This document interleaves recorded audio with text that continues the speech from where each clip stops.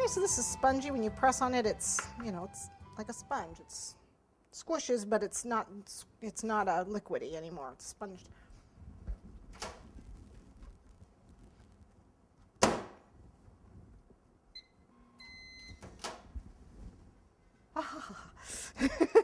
Woohoo!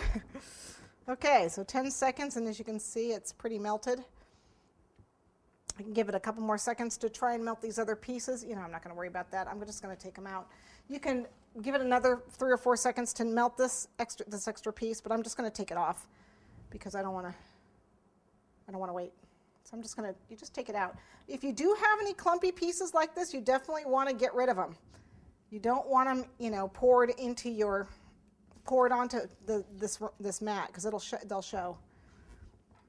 Okay, I got a nice soft brush here. If you got those little foam brushes, those will work too. And what I'm going to do is just pour it all over the mat, just like so.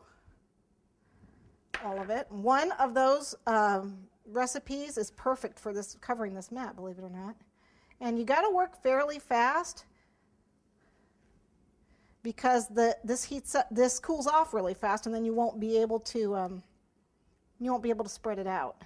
And it's okay, as you can see, I am getting a lot of air bubbles when I do this. That's okay because guess what? It's beer. So the air bubbles are going to look like they're inside the glass. So you want to make sure you get over the edges on all 4 sides. And it takes a couple tries. I've done this a lot. You don't want it too thick and you don't want it too thin. Too thin it rips, too thick you can't bend it. So it takes a couple tries, but this recipe and that amount, if you spread it out, works pretty well. Now, if you find that you can't brush it fast enough and it starts to goop, see, this is going to start, see, when I try to brush it, it's not brushing smooth, liquidy anymore. Now it's gumming up.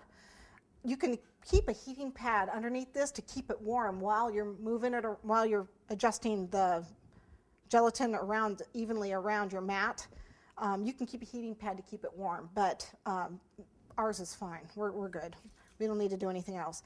This dries overnight, so I'm just going to let it set aside and dry.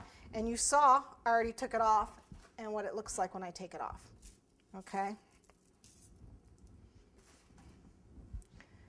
To wash out your brush, I pretty much I use not one of my really good brushes, just an old brush. This isn't one of my good ones, obviously.